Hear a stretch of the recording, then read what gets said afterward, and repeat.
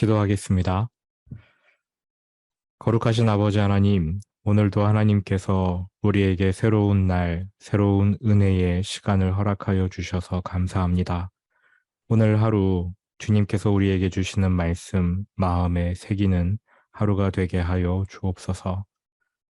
특별히 하나님께서 우리의 마음을 감찰하여 주시고 우리가 하나님 앞에 고침 받아야 할 영역들이 드러날 수 있도록 오늘 이 시간 특별히 은혜 내려주시며 하나님께서 고치시고 치유하실 때에 온전한 은혜를 받아 누리는 우리 심령의 상태가 될 수 있도록 이 시간 더욱더 우리를 만져주시고 은혜 내려 주옵소서.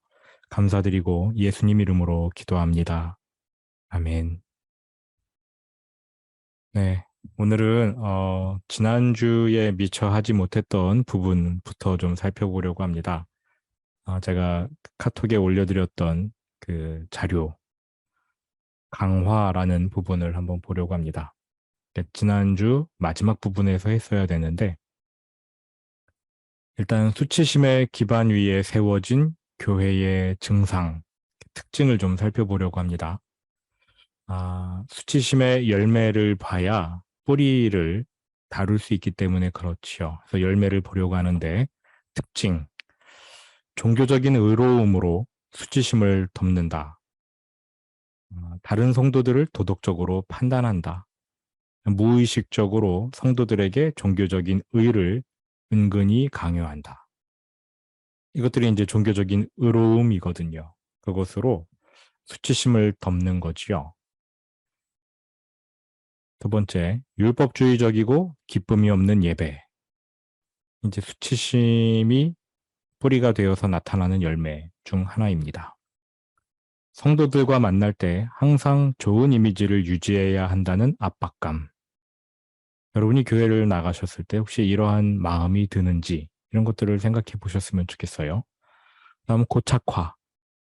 종교적인 의무감으로 지도자를 따르거나 또 지도자에게 인정받으려고 애쓰는 모습. 그 다음 봉사만이 성도의 정체성으로 굳어지는 교회. 그런 교회가 있습니다.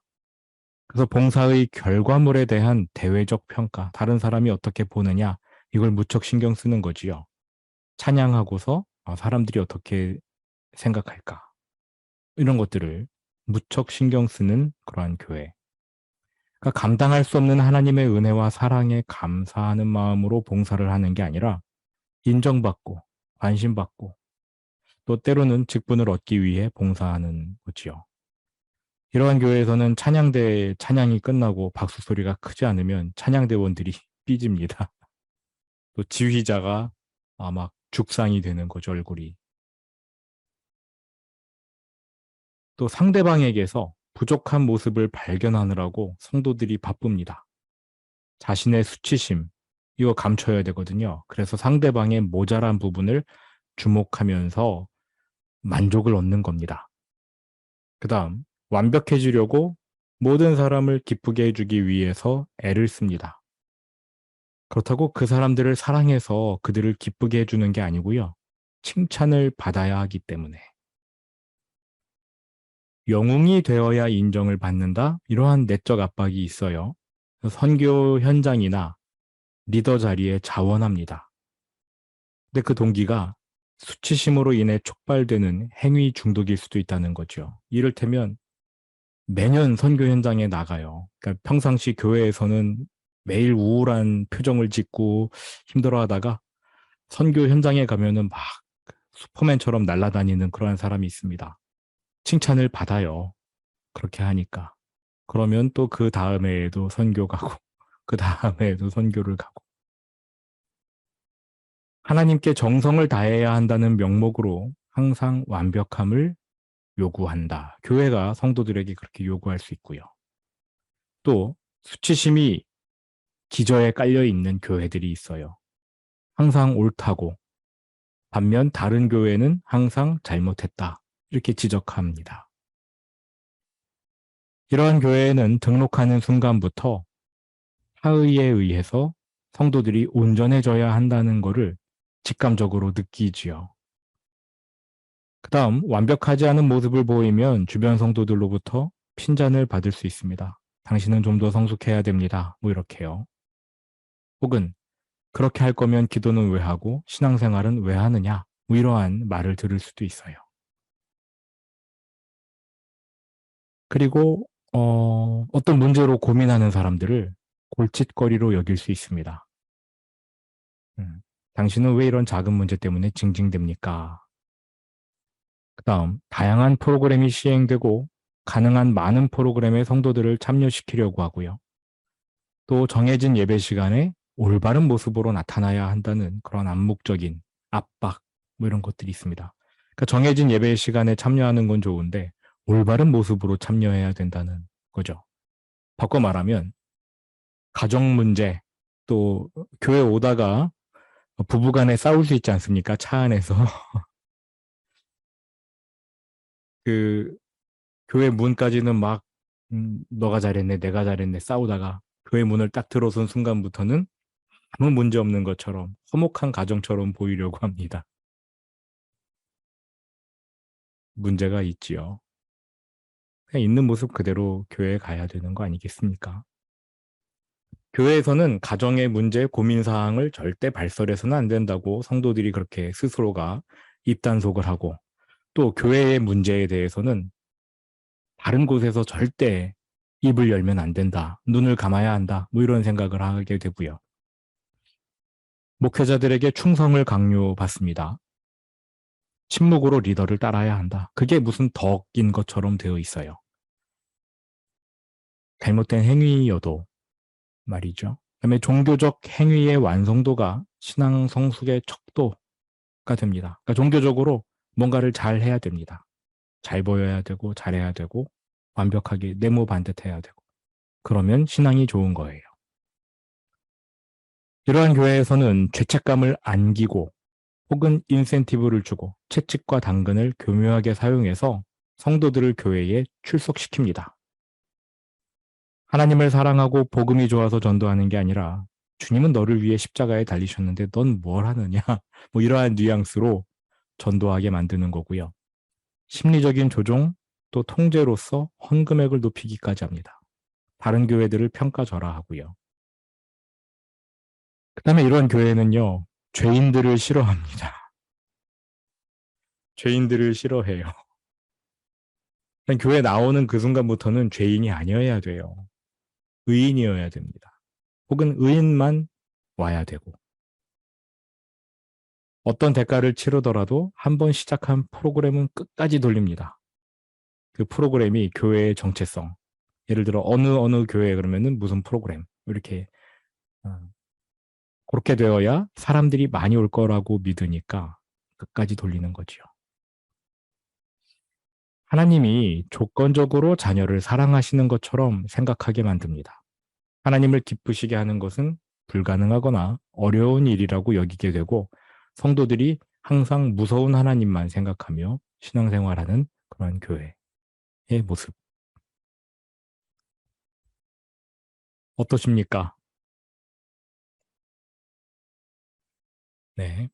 오늘은 수치심 두 번째를 보겠습니다. 히브리서 12장 2절 말씀 제가 읽어드립니다. 믿음의 주요 또 온전하게 하시는 이인 예수를 바라보자. 그는 그 앞에 있는 기쁨을 위하여 십자가를 참으사 부끄러움을 개의치 아니하시더니 하나님 보좌 우편에 앉으셨느니라. 예수님도 수많은 수치심을 당했지만 부끄러움을 개의치 아니하시고 우리를 사랑하여 주셨다는 말씀 아닙니까? 우리도 예수님의 그 큰 사랑 때문에 모든 수치심을 버릴 수 있는 거예요.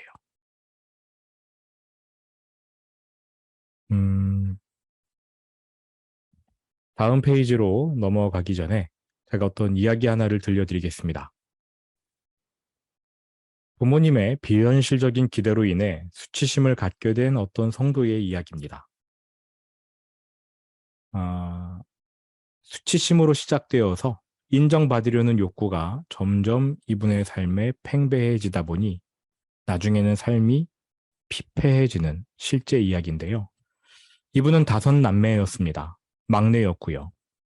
그 성도의 부모님은 자녀들에게 항상 모든 일에 완벽을 기하도록 교육했습니다. 학교에서도 마찬가지죠. 전 과목에서 수를 받아야 되는데 어쩌다 우를 하나 받으면 부모님이 핀잔을 주었답니다. 여러분은 어떠셨는지 모르겠는데 저는 중학교 1학년 때 성적표를 감췄습니다. 국민윤리, 양, 국사, 세계사 이렇게 각각 양을 받고 제가 충격을 먹어서 부모님은 더 크게 충격을 먹겠다 싶어가지고 네. 항상 학교에서 집에 올 때마다 우편물 살펴보고 드디어 왔다 해서 바로 제가 폐기 처분한 일이 있습니다. 사실 그 성도님의 이야기로 돌아가서 중간고사 때 시험을 망쳐도 열심히 노력해서 기말고사에서 수를 받았는데 부모님이 야, 수고했다, 잘했다 이러한 칭찬을 절대 하지 않고요. 너 전에도 이렇게 했어야지 이러한 말이 나왔답니다. 안타까운 거는 그게 그분이 부모님께 들었던 유일한 칭찬이었대요. 전에도 이렇게 했어야지. 이게 칭찬인지 핀잔인지 알 수 없는데 그래서 이분은 나는 완벽해야 하는구나. 완벽해야 사랑도 받고 인정도 받는구나 생각했답니다. 학창 시절에는 노력하면 그래도 성적을 받을 수 있지 않겠습니까? 이후의 인생에서는 완벽함이라는 목표 그거 어떻게 성취해요? 하늘이 스스로 돕는 자를 솔직히 잘 안 도와주잖아요. 노력은 귀한 것이고 아름다운 거지만 이 성도님에게는 노력이 중요하지 않습니다. 결과가 중요합니다. 결과가 좋아야 해요. 청년이 되자 부모님이 다른 형제들과 노골적으로 비교하면서 너 왜 형이나 누나처럼 되지 못하냐? 왜 형처럼 번듯한 직장에 취업하지 못하냐? 이러한 말을 듣기 시작했고요. 이러한 가정에서는 1등을 제외한 나머지는 일찌감치 인정받기를 포기해야 하겠지요. 근데 이 성도님은 인정받고 싶었어요. 그래서 나는 누구도 소유하지 못한 힘을 소유해야 되겠다. 마음을 먹었습니다. 그리고는 이분이 어디를 찾아갔느냐? 무당에게 찾아갔습니다. 한 번, 두 번 발을 들여놓았는데 너무 좋은 거예요. 몇 가지 일이 잘 풀렸답니다. 그래서 야, 신들이 나를 돕는구나. 내가 필요할 때면 신들이 나를 도와준다. 신들이 내 말을 잘 들어준다. 이렇게 믿기 시작했습니다. 사실은 귀신들이 이분을 통제했던 거지요.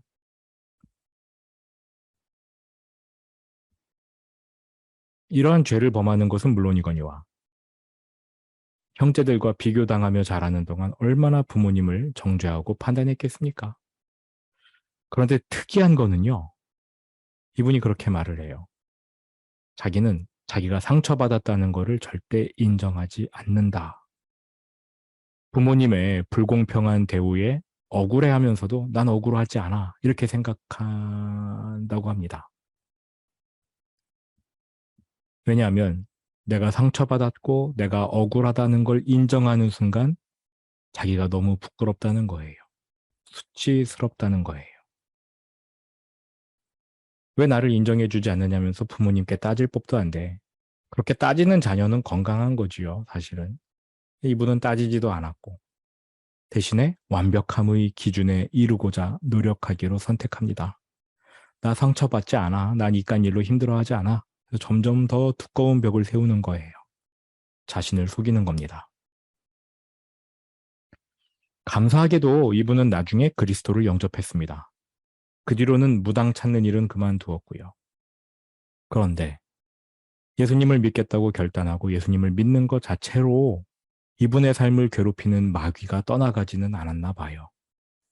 이분의 마음에 여전히 상처가 남아 있었고 수치심으로 인한 상처 때문에 너는 완벽하지 않아. 너는 완벽해야만 인정받을 수 있어. 이러한 마귀의 거짓말이 계속 들려왔고 이분은 계속 그걸 믿었어요. 그래서 하나님과의 관계 속에서도 내가 완벽하지 못하면 하나님이 나를 사랑하지 않을 거야.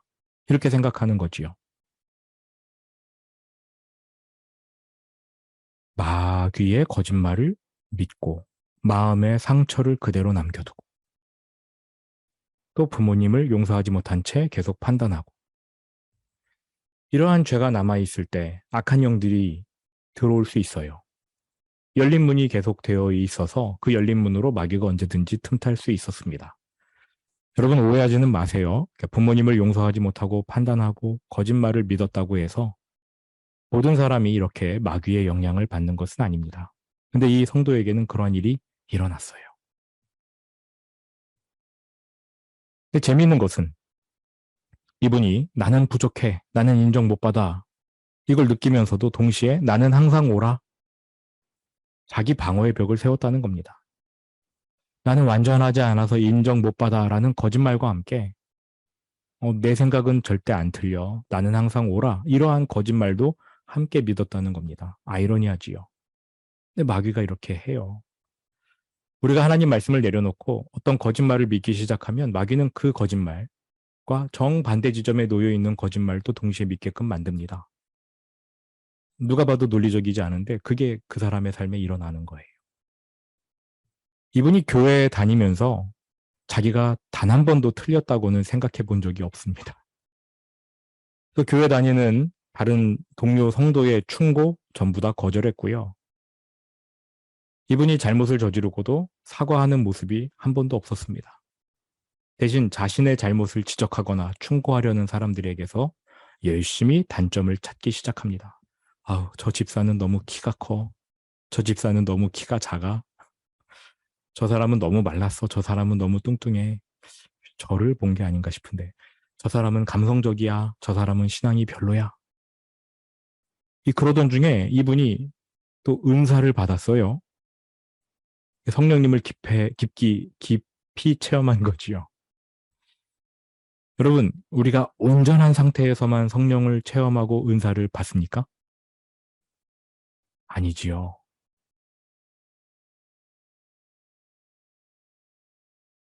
성령을 체험한 후에도 우리가 여전히 그릇된 생각, 또 습관의 죄가 지속되는 거, 저와 여러분이 그 증인 아닙니까? 이분에게 하나님이 주신 은사는 방언, 그리고 통찰력이었어요. 그런데 그릇이 어그러진 상태이다 보니까 그 그릇에 담긴 은사가 엉뚱한 방향으로 활용되는 겁니다. 이분이 분별, 통찰력, 이거를 얼마나 잘 사용했는지. 교회의 문제, 주변 성도들의 문제를 적나라하게 공개하고 날카로운 비판을 가합니다. 듣는 사람은 모두가 그냥 고개를 끄덕여요. 수긍할 정도였으니까 논리 정연하게 문제를 핵심을 간파합니다. 그리고 사람들이 반박을 못해요. 아주 명확한 통찰의 말이 나왔으니까요. 그래서 어떤 성도는 그 사람을 선지자처럼 여겼습니다. 방언하고 통찰하는 기도가 같이 나가고 이러다 보니까 사람들이 와, 저 사람 대단하다 이렇게 생각한 거지요. 그런데 이처럼 신앙에 열심을 낼수록 교회를 다니면 다닐수록 이분의 영적 상태가 점점 바닥으로 내려갑니다. 삶에 기쁨이 없고 체력은 늘 고갈된 상태. 인상 쓰고 있어요. 항상. 각종 모임에 참석하는데 그때마다 남을 비판하고 정죄하고 하나님이 주시는 은혜는 체험하지 못하고요. 여전히 마귀의 거짓말은 믿고 있습니다. 부모님을 판단한 죄 회개하지 않았고요. 그러한 죄가 남아 있어서 악한 영이 계속 공격하고 이분을 수치심의 깊은 바다로 계속 빠뜨려요. 그럴수록 이분은 또 주변 성도들의 잘못을 지적하고 그런 것들이 자꾸 보이고.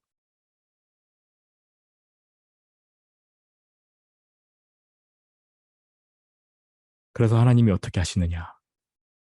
이분의 문제를 다 드러내셨습니다. 견고한 진이 깨질 때까지 이분의 모든 잘못과 모든 문제들을 다 드러내셨어요. 하나님의 은혜지요. 하나님이 이분을 밑바닥에 내동댕이 쳐버리셨습니다. 이분이 꽁꽁 감추던 거 다 드러내게 하신 거죠.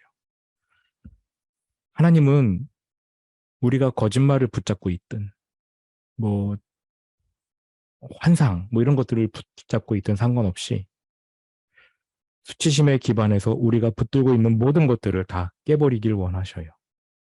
우리의 자존심 뭐 이런 걸 세워주실 수도 있겠지만 그것보다 하나님께 더 가까이 나아가는 것을 좋아하시기 때문에 그 사람이 스스로 깨지 못하면 하나님이 깨시는 거지요. 네, 그 다음 페이지로 넘어가겠습니다. 수치심의 기능. 회개를 방해하는 것 이외에 수치심의 기능들. 일단은 회개를 방해합니다. 수치심은. 당연하지요. 창피하니까. 하나님 앞에서도 자기 죄 고백 못하는 거예요. 수치심은 감정을 묶습니다. 분노, 질투, 외로움, 슬픔, 비탄 등을 표현하지 못하는 거지요.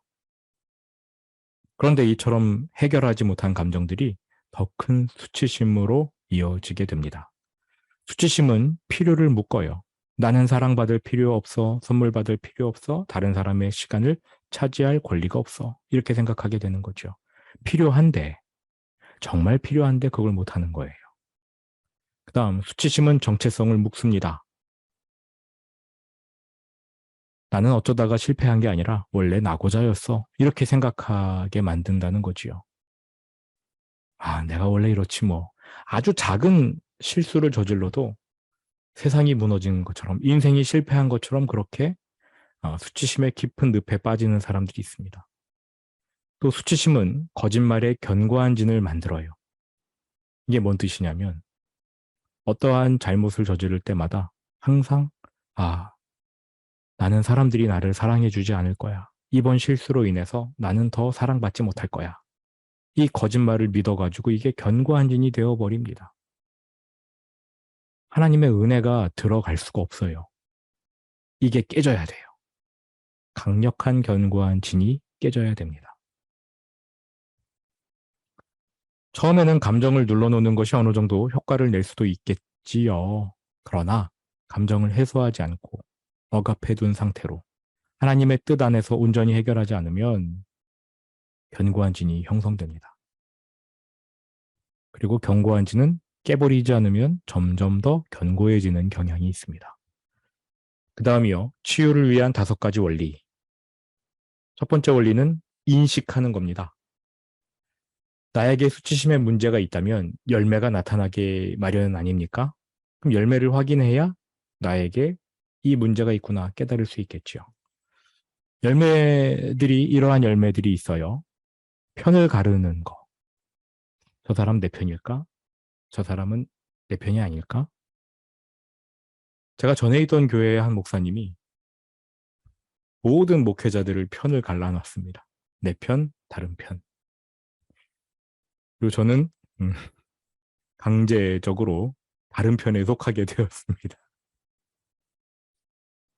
하여간 뭐 그래요. 그다음 권위자에 대한 두려움. 저 사람들이 내게 수치심을 줄지도 몰라. 권위자니까 더더욱 그러한 두려움이 있겠죠. 그들을 대할 때. 또 하나님 혹은 타인에게 연약함을 보일까 봐 두려워하고요. 자신의 정체를 드러내길 두려워합니다. 자기의 특별한 성격, 기질, 은사, 지적당할까 봐. 타인에게 의존하려는 성향, 도움이 필요하다는 사실을 들키기가 싫습니다. 그래서 고립돼요. 자신의 못난 모습, 이게 못나지 않은데 자기 주관적인 생각에 나는 못났다. 자기 혐오, 빈번한 우울감에 빠지고요. 중독적인 습관으로 이어집니다. 이러한 우울감은요. 그 다음 대외적 시선이 두렵습니다. 불량하다라는 낙인이 찍힐까 봐 염려합니다. 이러한 열매들이 나타나겠지요. 우리는 구원받은 이후에 또 성령을 체험한 후에는 당분간 신혼여행과 같은 기쁨의 시간을 보냅니다. 그런데 신혼여행 기간이 끝나면 그때부터는 내가 의롭다고 생각해왔던 나의 삶에 감춰뒀던 문제들, 그 문제들이 하나둘씩 드러나기 시작할 겁니다. 이제 좌절하는 시간이 필요해요. 야, 내가 이 정도밖에 안 돼? 나 하나님의 자녀인데 내가 이 정도밖에 안 돼? 이렇게 생각을 하는 그러한 시간들이 그때부터 이제 시작이 되는 거죠. 그런데 내가 겨우 이 정도밖에 안 되는 게 아니라 그동안 내가 수치스러워서 부인해왔고 감춰왔던 죄를 하나님이 드러내시는 거예요. 그러니까 나의 못난 모습을 보면 좌절할 게 아니라 기뻐해야 되는 거지요. 하나님의 은혜입니다. 죄의 열매를 가르쳐 주셨으니 이제 뿌리를 다루고 회개할 기회가 생긴 거예요. 우리가 죄의 문제를 해결해야 할 가장 큰 이유는 첫 번째로 하나님과의 온전한 관계에서 나오는 기쁨을 누리기 위해서입니다. 또 다른 이유 하나를 찾자면 굉장히 작은 이유 중 하나인데 죄 문제가 해결되지 않을 경우 자칫 그 죄가 마귀의 은신처 노릇을 할 수도 있기 때문에 그렇습니다. 이건 굉장히 작은 이유예요. 죄 문제를 해결해야 할 큰 이유는 하나님과 기쁨을 누리기 위해서고 작은 이유 중에 하나는 마귀의 은신처 노릇을 할 수도 있기 때문에 그렇습니다. 어떤 이유에서든 우리의 죄 속에 악한 영이 개입해 있다면 뭐 모든 경우가 그런 것은 아니지만 우리의 죄 속에 마귀의 개입함이 있다면 성령께서 우리 안에 충만히 거하시기를 기도해야 돼요. 그럴 때 꼭꼭 숨겨놓았던 죄들이 밖으로 드러나면서 마귀가 성령의 임재에 고문당하듯 괴로워하며 자기의 실체를 드러내겠지요. 그런 경우들이 있습니다. 어제 제가 어떤 성도님과 이제 전화 통화를 하게 되었는데 그분이 말씀하시는 내용 중에서 제가 분별하기에 굉장한 두려움과 굉장한 원망과 뭐 이런 것들이 막 섞여 있어서 고통 가운데 이렇게 막 신음하시더라고요. 기도를 해드렸어요. 기도하자마자 이분이 오열하기 시작하셨는데 기도가 끝나고 나서 이분이 이런 말씀을 하시더라고요. 목사님, 뭐가 나갔어요. 이분이 느낀 거예요. 그래서 제가 뭐 자세히는 설명을 안 드렸고, 네, 뭐가 나갔을 겁니다. 다시 들어오지 않도록 마음을 잘 지키십시오. 이렇게 말씀을 드렸습니다. 뭐가 나가는 게 좋은 거지요. 드러나는 게 좋은 거 아닙니까? 그러니까 우리는요, 안 좋은 열매들이 많이 드러난다고 해서 그걸 기분 나빠할 거 아니에요. 하나님이 드러내 주시면 은혜입니다. 은혜예요. 그러니까 열매를 인식하시고 또 그러한 열매들이 많이 드러날 수 있도록 기도하시기 바랍니다. 두 번째 치유의 단계는 고백과 회개. 어, 수치심이 자기 혐오일 수 있거든요. 그런데 내가 나를 미워하는, 내가 나 자신을 부끄럽게 여기는 그 수치심의 기저에는 타인을 향한 쓴뿌리가 놓여 있을 겁니다. 남을 판단하고 비난했기 때문에 그 비난이 나에게 돌아오는데 나도 나를 비난하는 거지요.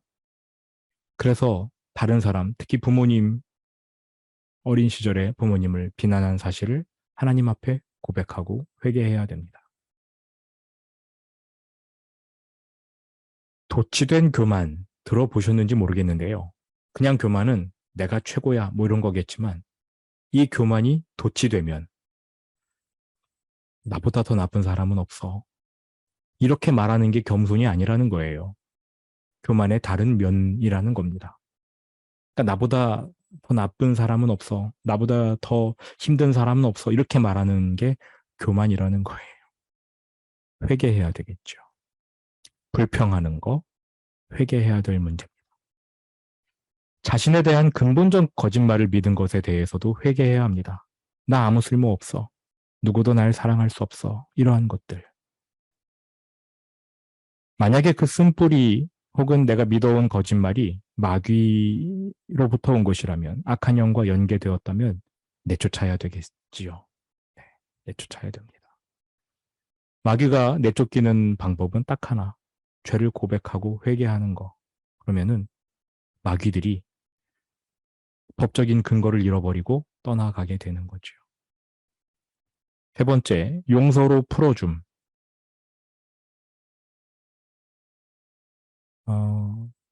나에게 피해를 입힌 가해자들, 내가 비판하고 판단했던 그 사람들을 용서해 주는 겁니다. 네 번째로, 죽은 것으로 여기기.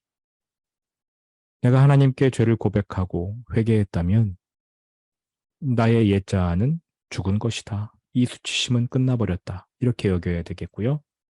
부활. 수치심을 갖도록 자신에게 피해 입힌 가해자를 축복해 줍니다. 또 나 자신을 축복해야 돼요. 선택해야 되겠지요. 사랑이 치유한다. 수치심의 파괴력은 강하다. 여러 사람의 사랑과 친절과 배려로만 해결될 수 있다. 수치심의 본질은 은폐와 부인, 그리고 고립이다.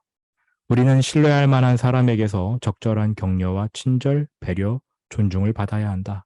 나의 수치심을 터놓고 고백할 수 있을 때 치유의 속도가 빠르다. 지난번에 말씀드렸듯이 서로 죄를 고백하고, 물론 그것이 신뢰할 만한 공동체 안에서 이루어져야 되겠지요. 그다음에 여섯 번째 R, 화해. 치유의 궁극적인 목표는 화해입니다. 나에게 수치심을 안겨줬던 부모님, 또 그러한 사람들을 용서하고 그들과 화해하는 것.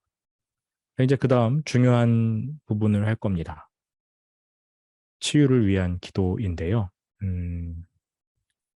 일단 사역자 기도 부분은 빼고 수치심을 씻는 기도. 그 부분을 우리 같이 한번 읽어보실까요? 기도하는 마음으로 함께 읽어보겠습니다. 친절하고 사랑이 많으며 온유하신 하나님께 감사드립니다. 예수님께서 저를 위해 십자가에서 죽으심을 믿습니다. 제 죄와 수치심의 대가를 지불해 주셨음을 믿습니다. 감사드립니다. 예수님, 제겐 주님이 필요합니다. 주님의 사랑과 보호, 주님의 능력과 구원이 필요합니다. 주께서는 마귀의 일을 멸하기 위해 오셨노라고 말씀하셨습니다. 마귀의 일은 죽이고 훔치고 멸망시키는 것임을 제가 알고 있습니다. 그동안 마귀는 수치심을 도구로 삼아 제 생명을 훔치고 파괴시켜 왔습니다. 하지만 주님은 제게 생명을 주시고 더 풍성히 주신다고 약속하셨습니다. 그래서 오늘 주님의 풍성한 생명을 받아들이기로 선택합니다. 그 약속을 믿기로 결심합니다. 이 시간 죄와 수치의 속박으로부터 제 영혼과 제 삶을 해방시켜 주시길 기도합니다. 제 마음속 생각과 영혼으로 주님을 초청합니다. 제가 일부러 감춰왔던 죄, 부지중에 숨겨놓았던 죄, 오늘 이 시간 드러내 주십시오. 그리고 사람들의 말이나 행동에 대해 죄악된 방법으로 반응했던 모습들이 있다면 그것 또한 알려주십시오. 제 마음속에 원통함과 용서하지 못하는 마음 또는 분노가 있다면 보여주십시오. 아직도 남에게 복수하려는 욕구가 있다면 해결하지 못한 쓴부리가 있다면 그것들도 보여주십시오. 주님께서 이 모든 것 위에 빛을 비춰 주십시오. 저는 제 자신에 대한 거짓말을 믿고 수치심을 느꼈던 순간들이 있었음을 고백하며 회개합니다. 하나님의 말씀이 아닌 사람들의 편견, 세상이 전하는 거짓말을 붙잡았습니다. 뿐만 아니라 수치심의 장벽에 숨어 주님을 판단하고 다른 사람들을 비난했던 죄를 고백합니다. 용서해 주십시오. 또한 제게 수치심을 안기고 제 가치를 무시하고 저를 억누르고 제게 거절감을 주었던 사람들을 용서하기로 선택합니다. 주님께서 제 마음속 상처들을 고쳐주십시오. 어릴 적 채워지지 않은 물질적, 감정적 필요 때문에 수치심을 느꼈던 저를 불쌍히 여겨주십시오. 제게 수치심으로 남아있는 이루지 못한 꿈과 소원들의 빈자리를 주님의 부드럽고 인자한 사랑으로 채워주십시오.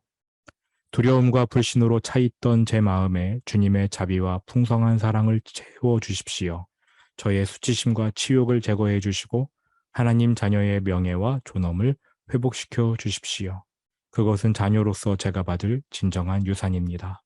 주님의 모든 약속을 믿을 수 있도록 제게 믿음의 선물을 부어 주옵소서. 저를 향한 아버지의 부르심과 목적을 이루어 주십시오. 아버지께서 저를 위해 세워 놓으신 그 모든 놀라운 계획들을 제 삶 속에서 이루어 주십시오. 예수님의 이름으로 기도합니다. 아멘. 지금 잠깐 한 2, 3분 정도 시간을 드릴 테니 여러분들이 기도하시면 좋겠습니다. 이 기도문으로 기도해 주셔도 좋고 말씀을 들으면서 생각나는 것들, 하나님께 고백할 문제들 이 시간 각자가 잠깐 기도하면서 하나님 앞에 고백하시면 좋겠습니다.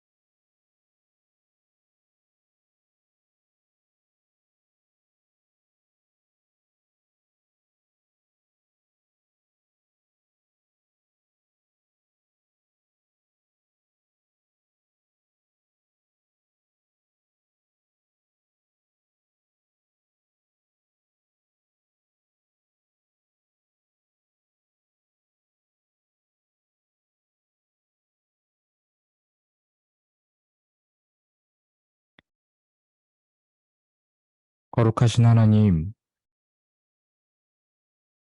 하나님은 우리를 사랑하셔서 청결한 마음으로 하나님을 바라보기를 원하십니다. 하나님은 우리의 마음을 깨끗이 씻으시고 왜곡되지 않은 거룩한 마음으로 하나님의 인자한 사랑을 온전히 깨닫길 원하십니다. 아버지, 우리 마음에 여러 가지 루트로 수치심의 씨앗이 심어진 것 같습니다.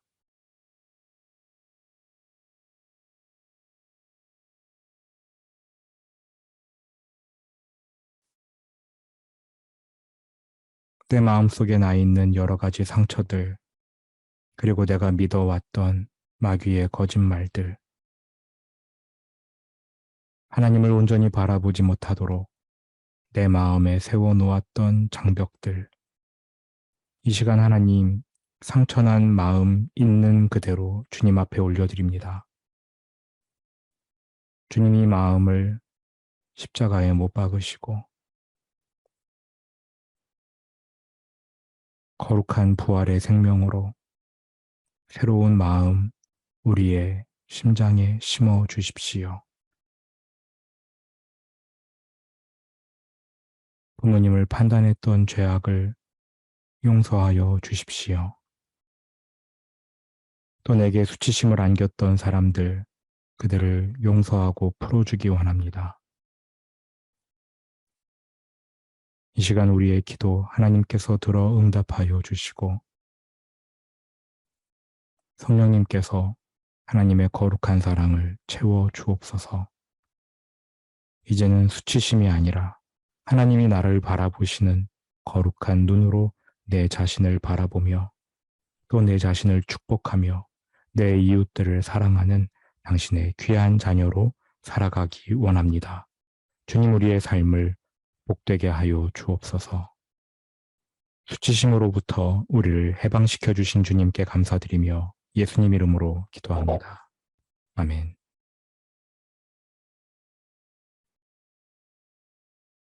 네. 그 수치심이라는 거는 에덴 동산에서 시작되었기 때문에 가장 역사가 오래된 문제인 것 같아요. 그리고 모든 사람에게 다 있는, 얼마만큼 해결을 하느냐, 아니면 해결하지 못하고 덮어두느냐, 덮어두면서 삶이 점점 더 힘들어지느냐, 그 정도 이제 차이가 있는 거지. 모든 사람에게 다 수치심이 있는데 하나님께서는 이 수치심을 걷어내기를 원하셔요. 빨리 걷어내고 싶어 하십니다. 또 우리 삶에 문제들이 일어나면 일어날수록, 드러나면 드러날수록 감사한 거예요. 알게 모르게 덮어두고 지나가 버리면 언젠가는 곪고 썩잖아요. 그걸 다 드러내시고, 그리고 그러한 수치심들을 사람들 앞에서 고백할 수 있는 거, 그거 하나님께서 치유하시고 있다는 증거 아니겠습니까? 참으로 감사한 일인데, 제가 이제 수치심에 대한 강의를 하면서 항상 결말에는 이러한 말씀을 드려요. 보통 우리의 수치심들은 주로 부모님으로부터 오는 경우가 굉장히 많거든요. 그래서 제가 항상 이렇게 결말을 맺는데, 부모님이 살아 계시다면 안아주십시오. 혹시 부모님을 안아드리십니까? 어떠세요?